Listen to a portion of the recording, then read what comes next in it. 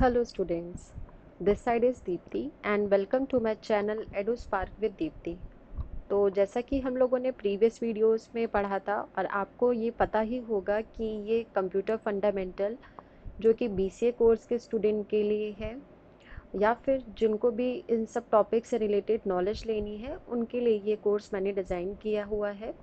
और अभी हम पढ़ रहे हैं यूनिट वन जो है वो इंट्रोडक्शन टू कंप्यूटर पे डिपेंड है पूरी, और जिसमें अभी तक हम लोग पढ़ चुके हैं कंप्यूटर के बारे में, उनके कैरेक्टरिस्टिक्स के बारे में। अब हम जनरेशन्स के बारे में पढ़ रहे हैं।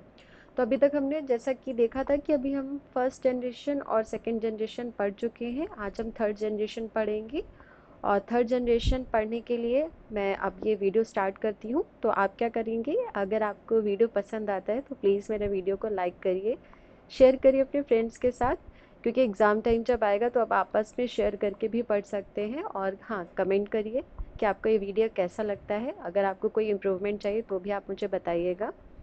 तो चलिए अब हम थर्ड जनरेशन के बारे में पढ़ लेते हैं। जो हमारा थर्ड जनरेशन है इसका हिस्ट्री पीरियड ऑफ टाइम हम देखते हैं कि हमारा हिस्ट्री पीरियड, क्योंकि सबका अच्छा एक चीज़ आप याद रखिएगा, हर किसी का हिस्ट्री पीरियड आपको बहुत ही अच्छे से याद रखना है।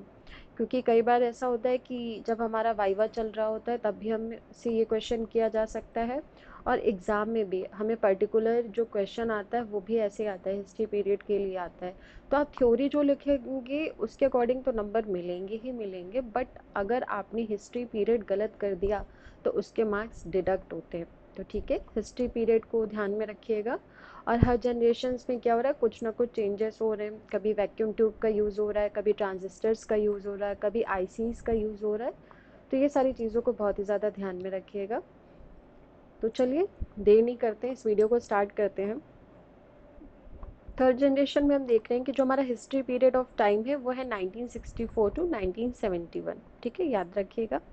अब अच्छा, इस जनरेशन में हमें क्या इंट्रोड्यूस कराया गया, अब इस जनरेशन में हमें दिखाया गया है इंटीग्रेटेड सर्किट्स। ठीक है, अभी तक हम क्या देख रहे थे, वैक्यूम ट्यूब्स देख रहे थे, ट्रांजिस्टर्स देख रहे थे। अभी तक आपको क्लियर हो चुका होगा कि वैक्यूम ट्यूब क्या होता है, ट्रांजिस्टर क्या होता है। अब हम इसमें पढ़ेंगे इंटीग्रेटेड सर्किट्स के बारे में। तो जो इंटीग्रेटेड सर्किट्स होते हैं वो क्या होते हैं, माइक्रोचिप होते हैं। उनको माइक्रोचिप भी बोल सकते हैं या फिर सिंपली हम चिप भी बोल सकते हैं। आप लोगों ने देख भी रखा होगा, बहुत सारे बच्चों ने देख रखी होगी चिप्स वगैरह।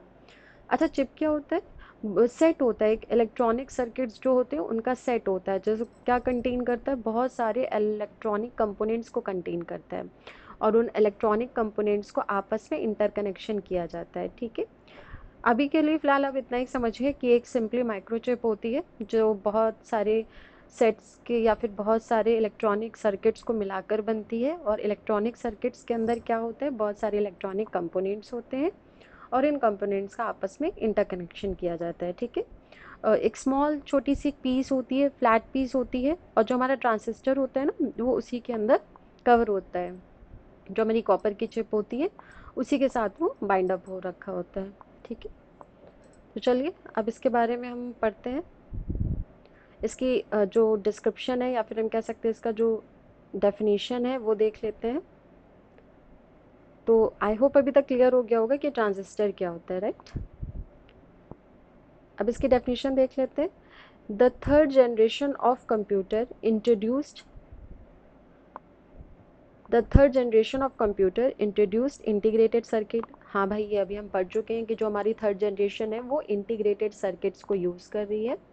Where multiple transistors were integrated onto a single chip. ठीक है, जो अभी हमने पढ़ा था कि जो हमारा इंटीग्रेटेड सर्किट होता है वो एक सिंगल छोटी सी चिप होती है, और उस चिप के अंदर क्या होता है, बहुत सारे मल्टीपल ट्रांजिस्टर्स होते हैं, कॉपर चिप के साथ बाइंड अप होते हैं। ठीक है, this reduce the size of computer further while increasing processing power and efficiency. और क्या रिड्यूस कर देता है भाई, साइज। आपने ये ध्यान दिया ना, जनरेशन्स में क्या हो रहा है, साइज जो है हमारे सिस्टम की रिड्यूस होती जा रही है। तो अब क्या है, नॉर्मल कंप्यूटर के साइज में इस जनरेशन में क्या किया, कौन नॉर्मल साइज में हमारे कंप्यूटर को ले आया, बहुत स्मॉल साइज में हमारे कंप्यूटर को ले आया रिड्यूस करके। और क्या इंक्रीज़ कर दिया भाई, प्रोसेसिंग पावर हमारी इंक्रीज़ कर दी, जो बहुत ही ज़्यादा मेन इंपॉर्टेंट चीज़ हो रही थी कि जो हमारी प्रोसेसिंग स्पीड थी स्लो हो रही थी ना, स्लोली काम कर रहा था, कॉमर्शियल बेसिस पे काम कर रहा था। तो अब क्या है, पावर अच्छी हो गई है, एफिशिएंसी भी बहुत अच्छी कर दी गई है। तो चलो अब इसके की फीचर्स भी देख लेते हैं। की फीचर्स क्या है? पहला की फीचर हमारा साइज़ का है। देखो साइज़ का की फीचर बहुत, जो हम की फीचर्स भाई की फीचर्स में क्यों पढ़ा रही हूँ, सिर्फ डेफिनेशन लिखने से काम नहीं बनेगा, आपको डेफिनेशन के साथ उसकी जो जो अच्छी प्रॉपर्टीज़ हैं या फिर जो उसके फीचर्स हैं वो भी आप लिखोगे। जो लॉन्ग आंसर्स हैं वो आप कवर कर सकते हो, शॉर्ट आंसर्स हैं वो आप अपने अकॉर्डिंग लिख सकते हो, मतलब मार्क्स के अकॉर्डिंग अपने आंसर को डिफाइन करिएगा।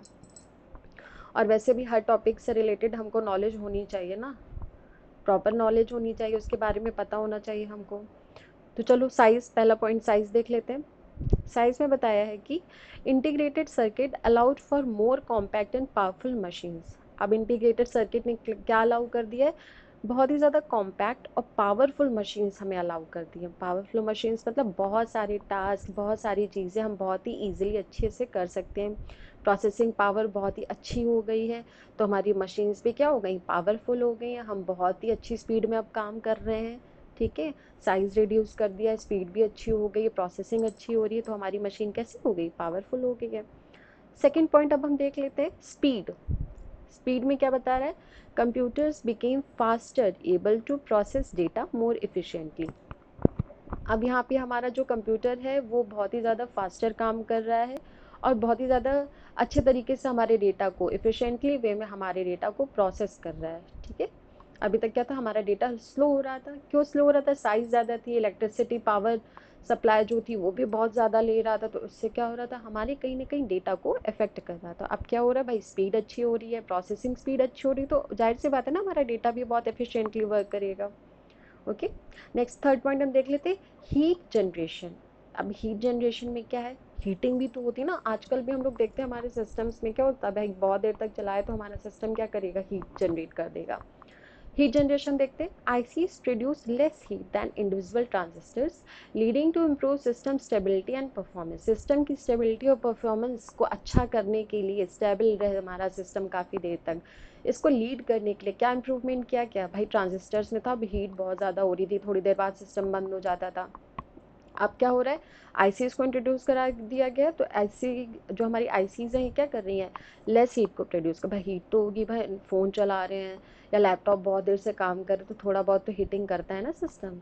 तो आईसी तब से इंट्रोड्यूस हुआ था, तो उसमें उस जनरेशन में क्या हो गया था कि हीट लो हो गई थी, और जो उसकी प्रोसेसिंग स्पीड थी भाई बहुत अच्छी हो गई थी, साइज़ थी छोटी हो गई थी। ठीक है, तो ये सारी चीज़ें आप ध्यान में रखिएगा, और आई होप आपको ये वीडियो अच्छे से समझ में आया होगा। अगर आपको ज़रा सा भी कोई डाउट होता है तो आप प्लीज़ मुझसे क्लियर किया करो कि आपको क्या चीज़ इसमें नहीं समझ में आई है।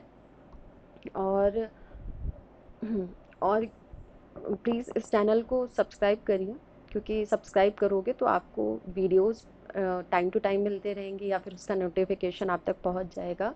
इसमें कमेंट करिए, लाइक करिए और अपने फ्रेंड्स के साथ शेयर करिए। ठीक है, ओके, थैंक यू।